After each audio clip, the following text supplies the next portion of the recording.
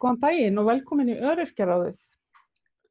Ég ætla að vera með ykkur hérna næsta hálftíma. Ég heiti María Pétursdóttir og hjá mér er góður gestur, hún Þuríður Harpa Sigurðardóttir, formaður Öryrkjabandalags Íslands. Velkomin Þuríður. Já, takk fyrir. Nú er búið að svona, vera svolítið svona mikið að skeið hjá Öryrkjabandalaginu því það var hérna lögð fram ályktun núna á dögunum. Sem að ég held að hafi nú vakið svolítið athygli. Já. Er það ekki? Jú, hún hefur nú vakið athygli bæði hjá RÚV og líka hjá Morgunblaðinu og fleiri stöðum. Já. Og þannig að ég vona að hún hafi náð allavega markmiði sínu, það er að vekja athygli á þeirri stöðu sem að örorkulífeyrisþegar eru í dag. Þeir eru langt undir atvinnuleysisbótum og auðvitað langt undir, framfærsla þeirra langt undir lágmarkslaunum. Ég ætla bara aðeins að fá að lesa þessa ályktun. Stjórn Öryrkjabandalagsins tekur undir kröfu verkalýðshreyfingarinnar hækkun atvinnuleysisbóta en harmar að á sama tíma er ekki minnst einu orði á kjör öryrkja. Þess hóps sem beðið hefur réttlætis ríkisstjórnar Katrínar Jakobsdóttur í 3 ár. Ef kjör atvinnuleitenda eru talin slæm, er leitun að því lýsingarorði sem sameinar þá einangrun og fátækt sem einkennir líf öryrkjans. Katrín, hversu lengi á fátækt fólk að bíða eftir réttlætinu? Og þarna er vitnað í orð Katrínar Jakobsdóttur frá því áður en að hún fer í rauninni í þetta samstarf með Sjálfstæðisflokknum, þar sem að hún var í pontu að velta því fyrir sér hversu lengi fátækt fólk ætti að bíða. Já, hún sagði í raun og veru að það var ekki hægt að láta fátækt fólk bíða endalaust eftir réttlætinu. Já. Og það náttúrulega gerist eins og segir þegar hún er í stjórnarandstöðu. Já. Og ég held að mjög margir öryrkjar eða fatlað fólk, mjög margt fólk hefur og batt vonir við að þegar hún kæmist hún inn í ríkisstjórn og þá myndi hún taka þessi málefni upp. Já. Og ég skynja það að það er mjög mikil vonbrigði einmitt með Katrínu Jakobsdóttur. Ég tala nú ekki um það því að þetta í dag er þetta ríkisstjórn hennar. Hún er forsætisráðherra. Já. Og fólki finnst auðvitað að þó að hún sé í þurfi að vera í einhverju samtali og málamiðlunum við sína samflokka, að þá eigi hún að hafa, hvað maður að segja, vera sterkari rödd þessu réttlæti sem er náttúrulega það að fólk búi ekki hérna í sárri fátækt. Já, ég verð að segja það, ég var fyrir rosalegum vonbrigðum sjálf, sko, ég viðurkenni það alveg, ég kaus VG í síðustu kosningum af því að ég einhvern veginn trúði því að þó ég var ekkert sammála alveg öllu sem að þau voru með á sinni stefnuskrá, að þá einhvern veginn trúði ég því að þau væru að fara að berjast fyrir okkar hóp. Þú ert alls ekki einn það, ég held að það veri mjög margir sem einmitt trúðu þessu. Já. Og það yrði núna, yrði sá, kæmi þess að tími sem að virkilega þessu hópur væri og málefni fatlaðs fólks væri tekin til skoðunar og þá örorkulífeyrir og kjör hópsins skerðingar og jaðarskattar, að þetta yrði skoðað og menn, stjórnvöld myndi fara í bara gagngerar breytingar til þess að lagfæra stöðuna. Því hún er í dag náttúrulega algjörlega óásættanleg og alveg ótrúlega mikil hörmung að horfa upp á hvernig þetta er. Sinnuleysi. Já. Svo slærða mann alveg rosalega líka. Ég meina það á Sprengisandi var Bjarni Benediktsson í dag að tala ásamt Þorgeiri Katrín og það var verið að tala um að hækkun atvinnulausbóta þeirra sem er á strípuðum bótum og hækkun á þeim sem eru eða lenging á tímabili tekjutengdra bóta. Já. Og þá hugsa ég líka bara einmitt, að því þetta er svo sérstakt með líka, ef við horfum á bara launahópana í samfélaginu, það er alltaf verið að meta menntun og fyrri störf og annað, en þegar þú verður öryrki, þá allir jafnir. Það allir jafn fátækir, einhvern veginn.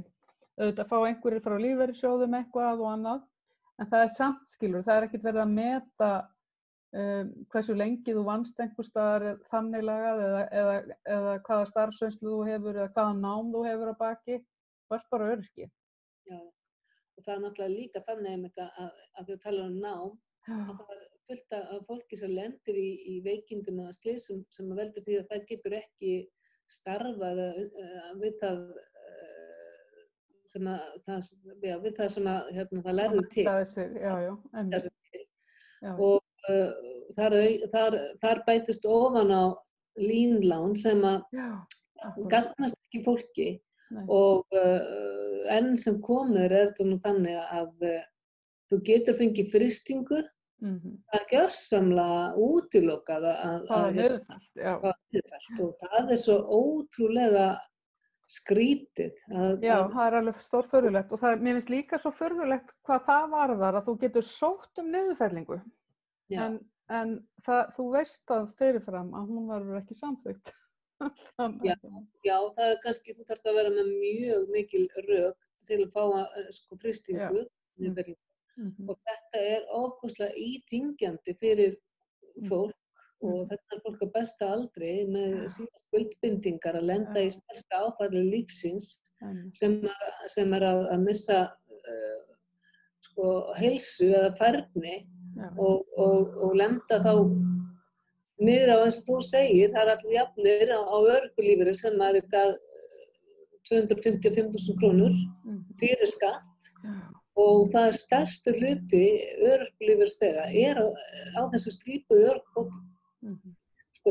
Þó að einstaklingar fái 20 skall í lífeyrissjóði eða 30 krónur, þá það sem sagt tekið niður á móti hjá TR. Þá lækka bara örorkulífeyrinn sömu upphæð. Þannig að þetta ekkert að gagnast fólki. Hvorki það að eiga einhvern lífeyrisréttindi, nema það séur þá svo rosalega há, en það er sjaldnast þannig, neð þá að það fari, eða getur orðið sér út einhverja vinnu, að þá það sama sagan að það koma skerðingarnar alls þar inn. Þannig að við búum við ofsalega mikið óréttlæti og ójöfnuð og þetta svona mannfjandsamlegt, virkilega.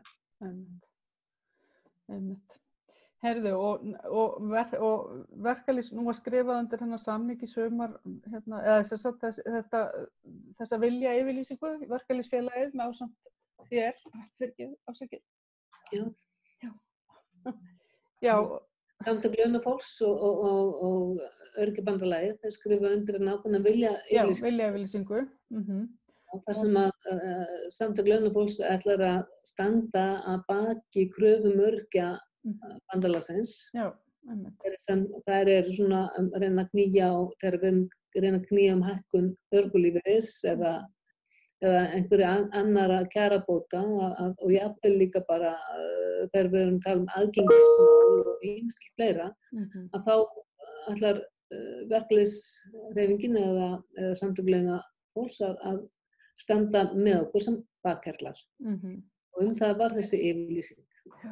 Ertu eitthvað að byrja að sjá svona í verki eitthvað? Nú heyrðum við í henni í Silfri Egils Við heyrðum í hagfræðingi BSRB, henni Sigríði Ingibjörgu Ingadóttur. Já, einmitt. Og þetta kannski ekkert auðvelt verkefni fyrir launþegahreyfinguna eða Samtök launafólks að ætla að reyna að ýta upp og vekja athygli og standa bak við kröfur örorkulífeyrisþega og ÖBÍ hækkun á örorkulífeyri þegar þau eru sjálf í baráttum og hækkaðar atvinnuleysisbætur og þarna eru þau ekki að semja við ríkið, ekki að semja við atvinnurekendur, heldur eru þau þarna að þrýsta á ríkið.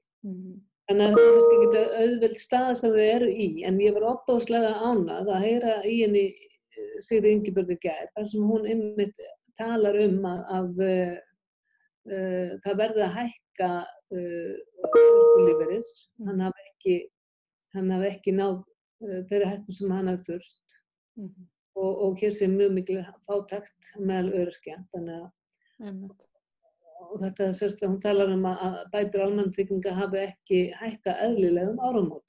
Og það í rauninni það sem hefur gerst bara núna síðustu 2 ár að það hefur eiginlega lítil sem engin kaupmáttur örorkulífeyris hefur ekkert hækkað. Hann hefur eiginlega bara staðið í stað þrátt fyrir að almennum vinnumarkaði sé verið að sjá 5,5% kaupmáttaraukningu, að þá eru örorkulífeyrir leið kannski með 0,5%. Já. Hvernig ég meina, er ekki í lögum eitthvað varðandi það að örorkulífeyri eigi að hækka samkvæmt bara annarkvæmt samkvæmt launaskriði eða einhverju launavísitölu eða verðlagsvísitölu og þetta heitir svokallað 69. grein sem þarna verið að fara eftir og við erum einmitt búin að vera að skoða hana og rannsaka söguna. Á sínum tíma þegar þetta var sett á, þá var það Davíð Oddsson sem kom þessu á og þá dóum þannig hnútuna, þá er svokallað tvöfaldur lás, þannig að ef að launavísitala væri hærri, að þá ætti örorkulífeyrir að hækka það sama. Ef að verðlagsvísitala væri hærri, að þá ætti örorkulífeyrir að hækka það. Bara svo vísitalan sem væri hærri, að það væri tryggt að örorkulífeyrir hækka alltaf þá vísitalan væri hærri. En þetta var tekið úr sambandi hérna í síðustu kreppu og ríkisstjórnir sem hafa setið síðan þá og fjármálaráðherrar sem hafa setið síðan þá, þeim hefur ekki auðnast að setja þetta aftur í samband. Nei. Og ég satt að segja held að fjármálaráðherra sem núna við völd að hann hafi ekki neitt áhuga á því heldur. Nei. Og við sáum náttúrulega, það er mjög alvarlegt, við höfum venjulega fylgt verkalýðshreyfingunni sem þegar laun hafa, eða þegar atvinnuleysisbætur, svo ég segi þetta nú rétt, þegar atvinnuleysisbætur hafa hækkað, þá hefur örorkulífeyrir verið tosaður upp samhliða nánast. En 1. maí 2018 þá gerðist það allt í einu að atvinnuleysisbætur, þar hækkuðu þar 30.000 krónur og það var ekkert gert til að leiðrétta örorkulífeyris. Þannig höfum við setið eftir og í raun og veru setið eftir síðan 2007. Í raun erum við búin að setja eftir síðan í síðustu kreppu en svo erum við samt náttúrulega sérstaklega að setja eftir núna ef við miðum við hækkun atvinnuleysisbóta. Já. Þannig að þetta er svona það að fá verkalýðshreyfinguna inn með okkur í sumar og þau skrifa undir þessa vilja yfirlýsingu. Það var gríðarlega stórt og gott skref og nú er það bara að sjá til hvernig þeim tekst til við að styðja við bakið á okkur og svona ýta undir okkar kröfur og mér fannst þetta vera að bera merkin það að sjá sér í Ingibjörgu Gæri Silfrinu taka upp málefni örorkulífeyrisþega. Mér finnst þetta líka, ég fór bara að pæla í þessu varandi líka með þegar ég fór að velta fyrir mér þessum tekjutengdu atvinnuleysisbótum og eitthvað svona og ég sagði með mér, já, ég meina þykir þetta voðalega sjálfsagt af hverju er ekki verkalýðshreyfingin búin að vera duglegri við það að berjast fyrir kjörum öryrkja af því ég meina þarna er svo gríðarlega stór hópur sem í rauninni að detta út úr verkalýðshreyfingunni af vinnumarkaðinn og örorku. Það er ekkert allir sem fæðast fatlaðir en þó einhverjir gerir það. En þá er þetta oft mjög stór hópur sem er búin að vera á vinnumarkaði lengi. Þannig að nákvæmlega þetta sem ég ræddi við Drífu í dag með að segja og við vorum að ræða þetta að verkalýðshreyfingin er að berjast núna og setja fram kröfur að atvinnuleysisbætur séu hækkaðar og þar eru þau að setja kröfu á ríkið venjulega, eins og ég hef sagt venjulega þannig að verkalýðshreyfingin hún semur við vinnuveitendur. atvinnurekendur og síðan það örorkulífeyrisþegar sem semja við ríkið. Þannig hefur þetta einhvern veginn skipst. En núna þegar þau geta tekið upp boltann fyrir þá sem verða atvinnulausir á þeim forsendum að þeir einstaklingar hafa verið að borga svo mikið inn í atvinnuleysistryggingasjóð, atvinnutryggingasjóð, já. Að þá rökin alveg sömu hjá okkur, einstaklingar sem við erum að sjá og hafa verið að fara í gegnum tíðina á örorku vegna þess að þær veikjast í lífsógnandi sjúkdómi eða fatlast vegna slysa, að þeir detta bara út af vinnumarkaði einn vera bingo og þeir fara ekkert inn á atvinnuleysisbætur, þeir fara venjulega inn á endurhæfingarlífeyri og síðan inn á örorkulífeyrir. Stundum bara beint og oftast beint inn á örorkulífeyrir. Þá veltir maður fyrir sér hvort að þarna auðvitað finnst manni að launþegahreyfingin, samtök launafólks, eigi að stíga inn og gera þessar kröfur á ríkið að fólk geti lifað af þessu, því þetta sannarlega einstaklingar sem hafa skapa verðmæti inn í samfélagið og það ekki bara með því að leggja hönd á plóg og vera vinnuafl og vera að mennta sig til að koma verkefni, heldur hefur þetta hefa þessu einstaklingar eignast börn og vera alveg börn inn í okkur samfélag. Þannig að við berum ábyrgð og það ekki hægt að firra sig henni þó að það gera, ég held að mér sýnist að samtök launafólks séu í auknum mæli að gera sér grein fyrir því. Að þetta getur ekki gengið svona. Af því þetta líka, þetta bæði náttúrulega, svo er náttúrulega alls konar verðmætasköpun í gangi sem að öryrkjar eru í rauninni framleiða ákveðin verðmæti sem eru ósýnileg af því þau eru ekki endilega alltaf út á vinnumarkaðnum. En sem skipta máli líka fyrir bara launþegahreyfinguna. En það sem ég ætla að segja líka, svo erum við með þetta, við erum í strangt tekið með tvöfalt velferðarkerfi. Við erum með það sem að ríkið rekur og svo erum við með þessa verkalýðshreyfingu sem að sinna heilbrigðispartinum að hluta til líka. Ég meina þau eru með endurhæfingarbatteri og hitt og þetta og öryrkjar eru ekki aðgang á honum. Þrátt fyrir það að þeir hafi kannski verið á vinnumarkaði lengi. Og lagt þarna inn. Þannig að þetta náttúrulega ekkert eðlilegt. Þannig að þetta verður að breytast og það verður bara mjög forvitnilegt að fylgjast með verkalýðshreyfingunni núna áfram hvort að þetta sé ekki bara á uppleið. En ég ætla að spyrja þig líka, ég meina nú er búin að vera COVID-bylgja 2 í gangi. COVID-bylgja 1 setti alveg gríðarlegt álag á Öryrkjabandalagið, var hringt mikið inn og bara kom í ljós svakaleg fátækt meðal öryrkja. Og hvernig hefur verið núna í COVID-bylgju 2? Hefur þetta verið aðeins það hefur svona rólegra? Já, það hefur verið rólegra. Fólk er búið að átta sig á það hvert það getur leitað. Það var svo mikið svona óvissa, það vissi ekki hvað það geti aflað sér matar eða nauðsynja. Og svo voru misvísandi skilaboðum að hjálparstofnunar hefur lokað, en það er einmitt þar sem að fatlað fólk hefur farið á milli til þess að geta spara sér pening sem að það er nota til dæmis til þess að greiða húsaleigu og standa skila af einhverjum ákveðnum kostnaði sem að verður að allir þurfa að hafa þak yfir höfuðið fyrir sig og börnin sín. Þannig að fatlað fólk hefur lært á það að fara á milli hjálparsamtaka eins og nöturlegt eins og það nú er. Og í fyrstu bylgjunni þá var bara fólk óöruggt.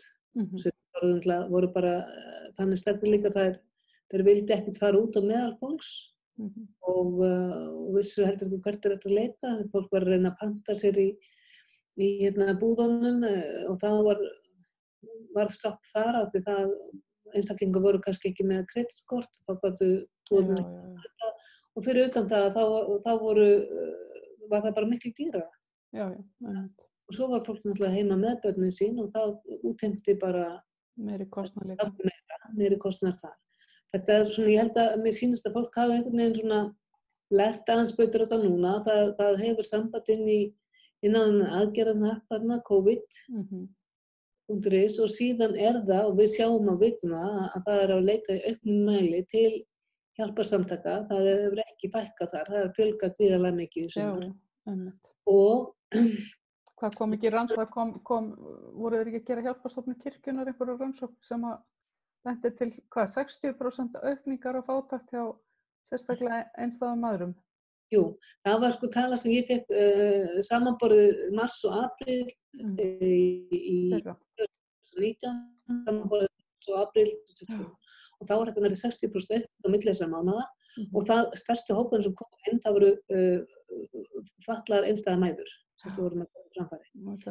Og það bara, og það hefur aukist í sumar en frekar, þannig að það svona, við sjáum líka, ég var að tala við sviðsstjóri á velferðarsviði Reykjavíkurborgar á föstudaginn og spurði hvernig ástandið væri þar og mér var sagt að það var mikil aukning á fjárhagsaðstoð.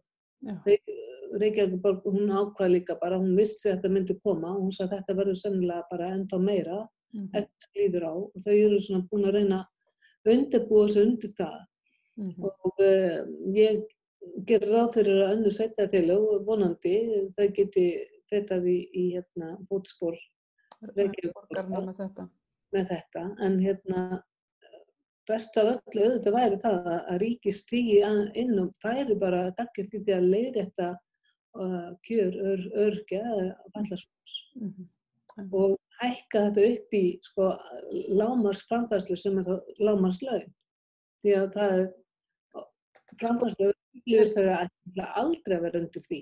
Nei, er ekki framfærslan hjá sveitarfélögum bara, hún alveg sko, hún bara lægst á öllu sko. Já, hún mjög lítil, 108.000 krónur held ég, þetta sé nú hjá Reykjavíkurborg, mér minnir ég að sé það einhvers þar, en flestir eru 180, hvað sagðir þú? Já, 180, eða það var 280, ég þarf ekki bara með 180 held ég sko, ég er ekki þessum að nái 200 skallinu sko. Nei, og þá það bara, sannlega þau sko... Það bara skrapar alveg botninn. Já.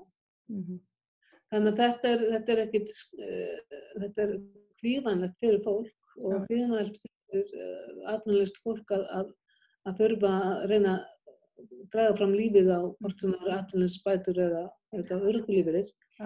Og ég get alveg tekið undir áhyggjur verkalýðsfélagana og samtök launafólks að það verði einhvern veginn að gera eitthvað til þess að fólk lendi ekki í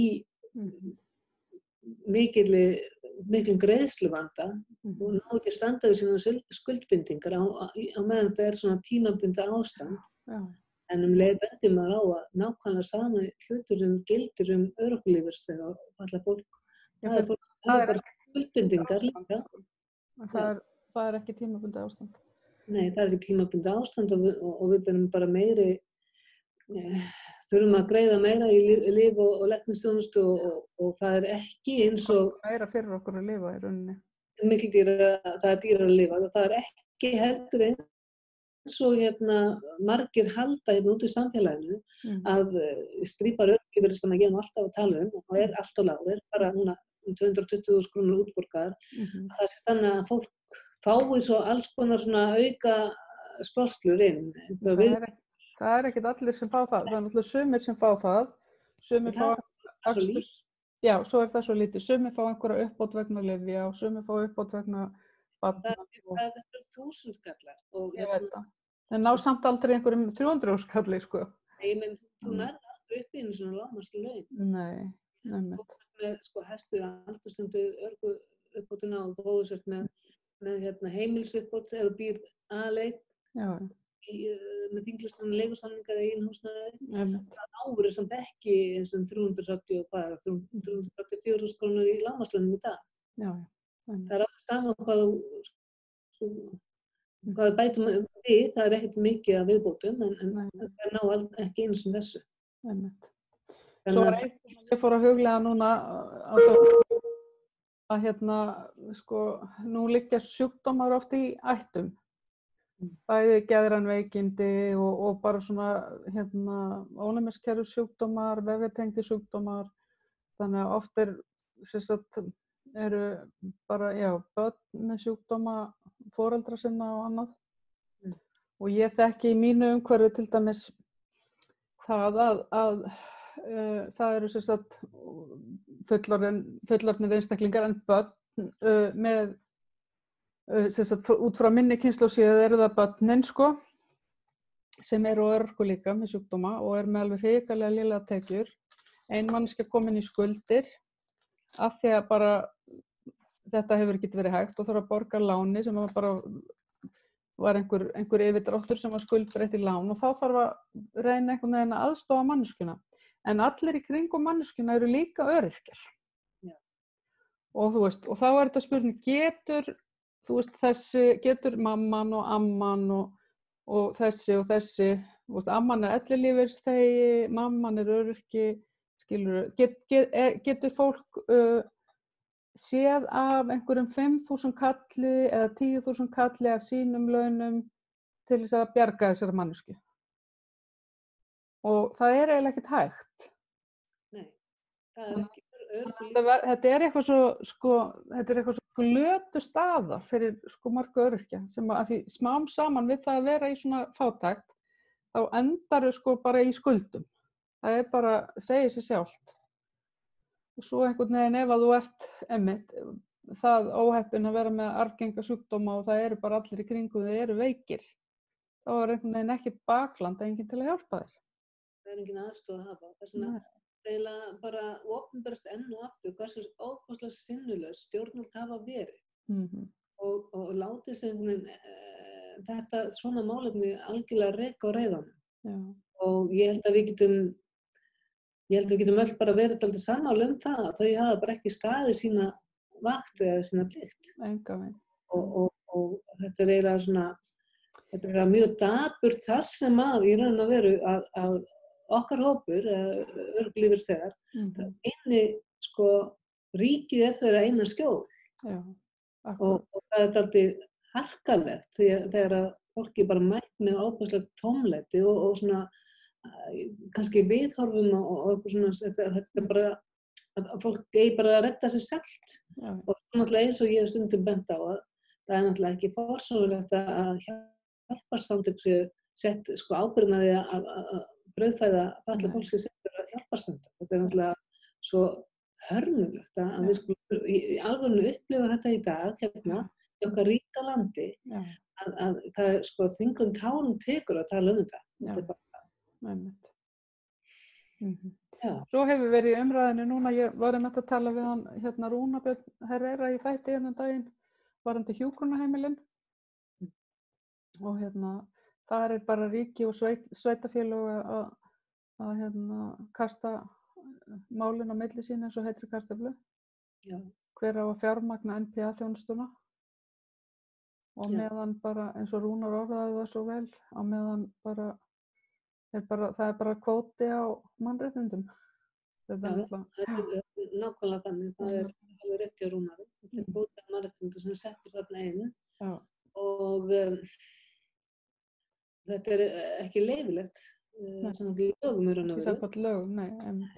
Þannig að ég held að það sé nú verið að undirbúa mál núna til þess að bara á úr þessu skorið hvernig ríki og sveitarfélög ætla að haga þessu og við höfum náttúrulega bent á það að nú var einmitt tækifæri fyrir ríki og sveitarfélög að bara fjölga NPA-samningum vegna sem leiður verið að gera fötluðu fólki kleift að lifa sjálfstæðu lífi, bæði bara að sækja sér menntun og svo hugsanlega fara út í atvinnulífið ef það væri eitthvað atvinnulíf fyrir fatlað fólk. Að leið þá er verið að skapa atvinnu fyrir þá einstaklingar sem eru þá á þjónustu eða eru aðstoð, aðstoð.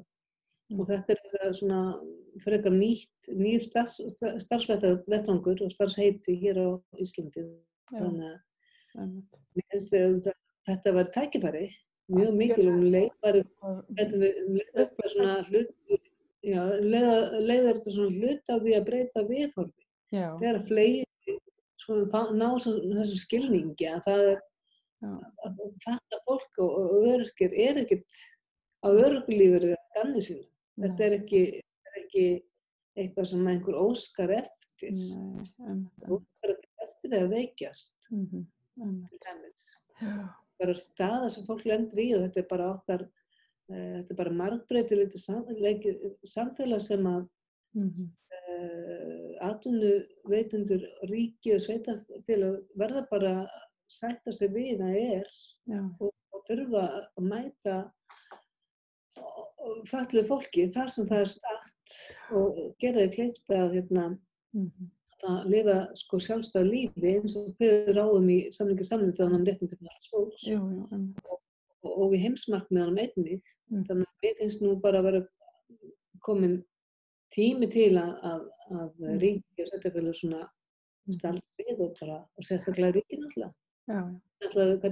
Svo er maður samt svo upp á að krefjast einhvers í gegnum málaferli eða í gegnum dómstólana, þá er mann með hugsa til þess sem Ragnar Aðalsteinsson sagði á dögunum eftir öryrkjadóminn svo kallaða að dómstólarnir þeir væru ekki lengur síðasta vígi borgarans. Já, borgarans. Þannig að maður svona hugsa bara, ok, hverju náum við í gegn? Erum við að fara að ná einhverju í gegn? Sko, allavega er það svona tilfinningi sem við höfum inn í Öryrkjabandalaginu að þau mál sem við setjum að stað, fyrst við kannski inn í héraðsdóma að þar kannski tapast þau naumlega og við áfrýjum að fara Hæstaréttar. Það er, ef þetta er gagnvart ríkinu, þá er það stanslaust tafið. Það er endalausu tafaleikir og ég get bara nefnt af því að fólk hefur nú kallað alltaf eftir því að við sendum krónu á móti krónu málið til Evrópudómstólsins og það er mál sem að fór inn og dómtekið sérst í október 2019. Það er búið að vera stanslausu tafaleikir í það og það er núna, þá held ég að sé útlit fyrir að það verði, við fáum úr því skori hvort þetta verður hvort að dómur tekur það fyrir ekki, verður fyrirtaka ekki, að það verður skorið út það núna í byrjun október, eða svona eftir manni október. Þannig að þarna erum við búin að vera með mál sem er búið að tefjast í heilt ár áður en við fáum að vita hvort þetta tekið fyrir. Og það er ekkert þannig að við getum sendt bara mál til Mannréttindadómstóls Evrópu. Við verðum að skal segja klára öll dómstig innanlands. Héraðsdómur, landsréttur og svo Hæstiréttur. Þegar málið hefur tapast á öllum stigum, að þá sendum við það út til Evrópudómstólsins og þar er til dæmis mál núna. Og þar ferði gegnum mjög mikla síu. Já, þeir taka ekkert endilega sjálfgefið að þeir taki öll máli það. Eru þeir ekki að taka bara helst einhver svona fordæmisgefandi mál? Já, og þess vegna reyndar núna mál sem var sendt inn frá, það var formaður SEM-samtakanna og SEM-samtökin sem við styðjum þennan málarekstur. Það var vegna aðgengisleysis við opinbera stofnun þarna í Dushús í Reykjanesbæ. Þetta mál er komið í gegnum síuna, fyrstu síu, og okkur finnst það vera eiginlega gríðarlega mikil sigur. Þetta tapast allstaðar á öllum stigum hér heima og alveg með ólíkindum. Við séum að glíma við það að það sé bara eðlilegt að hér sé ekki opinbert húsnæði sé ekki með aðgengi og bara það sé eiginlega bara sagt að það sé sveitarfélagsins að ráða. Það er alltaf bara með eindæmum. Heyrðu, og við kannski endum á þá jákvæðari nótunum en á aðgengismálum líka. Þú fórst á Bessastaði síðustu viku, er það ekki? Jú, það var víst ég sem fór. Það var nú eiginlega þannig að það var búið að knýja talsvert á og tala mikið að það kemur lyft á Bessastaði. Og það var náttúrulega líka bara þegar að koma þjóðhöfðingjar sem í hjólastól, það var þetta skrítið að það sé ekkert aðgengi á Bessastöðum þar sem að vera að taka á til fólkinu. Og það var því bara mikið fagnaðarefni þegar að Guðni forseti boðaði til fagnaðarins. Þarna var komnar 2 lyftur, ein utan dyra og önnur innan dyra og við vorum okkur að boðið að koma og í opnunar athöfn eiginlega. Og þarna voru formenn aðildarfélaga BÍ, þegar sem sagt Bergur formaður Sjálfsbjargar og Arnar Helgi formaður SEM og Guðjón formaður MND. Þarna var líka Brandur Bjarnason Karlsson sem ætlar að vekja athygli á aðgengismálum og fara hringi kringum landinu núna. Og formaður málefnahóps aðgengismálum. Ingveldur Jónsdóttir, einmitt. Þannig að þetta var óbúslega... Ég talaði aðeins við Ingveldi daginn og hún sagði að Guðni væri búin að berjast lengi fyrir því að fá þetta í gegn. Þetta hefði ekkert verið svo einfalt og sjálfsagt út af húsafriðunarmálum og öðrum. Já, og þetta bara virkilega vel gert. Lyftan var bara úrskaplega, þessi lyftiferð og bara mjög ánægileg, bæði utandyra og innandyra. Þetta var mjög vel gert og ég átti einu svona fund með Katrínu Jakobsdóttur sem situr nú í stjórnarráðinu og ég þurfti að fara að þanga nokkru sinnum og það alltaf verið dálítið faglegt. Það eins út hljóðið, áttur fundið Katrínu? Hún situr í stjórnarráðinu og það dálítið erfitt að komast þar að. Já, og ég spurði hann einhvern þetta með aðgengi, hvort að við ætlaðum ekkert að fara að huga því þarna. Sagði hann að það þurfti fyrst að klára á Bessastöðum. Þetta væri fjármagnið færi fyrst í þetta á Bessastöðum og síðan kemur að henni. Mér finnst þetta ekki eitthvað sem spursmál sko. Það er bara alveg fáránlegt svar. Já, þarna, ég hugsaði bara hvað gerst ef að það er mannski hjólastól sem situr nefni. Nákvæmlega. Brjóstalsmann og alltaf upp og niður tröppurnar og hverju meinis á degi eða. Já. Bara í dag aðgengi auðvitað verið orðið bara í lagi og það bara öllum opinberum byggingum. Já, akkurat. Herðu, já, við vonum það og látum þetta verða að loka orðin. Þakka þér innilega fyrir komuna og segja okkur aðeins frá stöðu mála hjá Öryrkjabandalaginu og málum tengdum öryrkjum sem í deglunni. Við fáum að heyri þér aftur seinna, Þuríður. Já, sjálfsagt. Og ég minni ykkur áhorfendur á Facebook-síðun okkar, Öryrkjaráðið, endilega hafið samband þar ef ykkur langar að koma ykkur efni að eða koma ábendingar. Við þakkum fyrir í dag og sjáumst næst. Takk. Takk fyrir.